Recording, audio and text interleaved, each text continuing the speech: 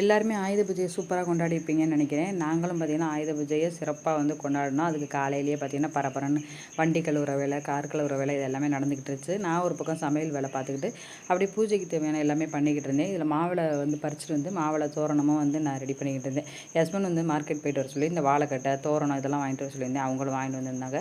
அதெல்லாம் பார்த்திங்கன்னா வாசலில் நிலவாசலில் கட்டி விட்டுட்டு அப்படியே வெளியில் வாழைக்கட்டையும் கட்டி விட்டு அப்படி வாசலில் வந்து ஒரு மாக்கோளம் வந்து போட்டிருந்தேன். இன்றைக்கி லஞ்சுக்கு பார்த்திங்கன்னா சாம்பார், மாங்காய் பச்சடி, வாழைக்காய், ரசம் இது எல்லாமே தான் வச்சுருந்தேன். சாப்பிட்டு முடிச்சுட்டு அப்புறம் கொஞ்சம் ரெஸ்ட் எடுத்துகிட்டு அதுக்கப்புறம் வந்து சக்கரை பொங்கல் வந்து ரெடி பண்ண ஆரம்பித்தாச்சு.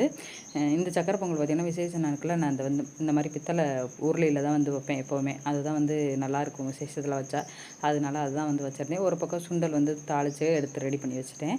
அப்படியே இதெல்லாம் ரெடி பண்ணி வச்சுட்டு சைடில் டீயும் போட்டு ரிலாக்ஸாக கொஞ்சம் நேரம் குடிச்சிட்டு அதுக்கப்புறம் பூஜைக்கு தேவையானதெல்லாம் ரெடி பண்ண ஆரம்பித்தாச்சு. பூ போட்டு சாமி படத்துக்கு எல்லாமே பண்ணிவிட்டு அப்படியே மிச்ச தோரணம் இருந்தது அதையும் சாமி ரூமுக்கு வாசல்லே வந்து கட்டி விட்டாச்சு. விளக்கேற்றி சூப்பராக வந்து எல்லாம் ரெடி பண்ணியாச்சு. ஹஸ்பண்ட் வந்து சாம்பிராணி போடுறதுக்கு அவங்க ரெடி பண்ணிக்கிட்டு இருந்தாங்க. இது எல்லாமே ரெடி பண்ணி முடிச்சதுக்கப்புறம் தேங்காய் உடைச்சு சூப்பராக சாமிக்கு முடிச்சாச்சு. நாங்கள் இந்த மாதிரி தான் செலிப்ரேட் பண்ணோம். நீங்கள் எப்படி பண்ணீங்கன்னு மறக்காமல் கீழே கமெண்ட் பண்ணுங்கள்.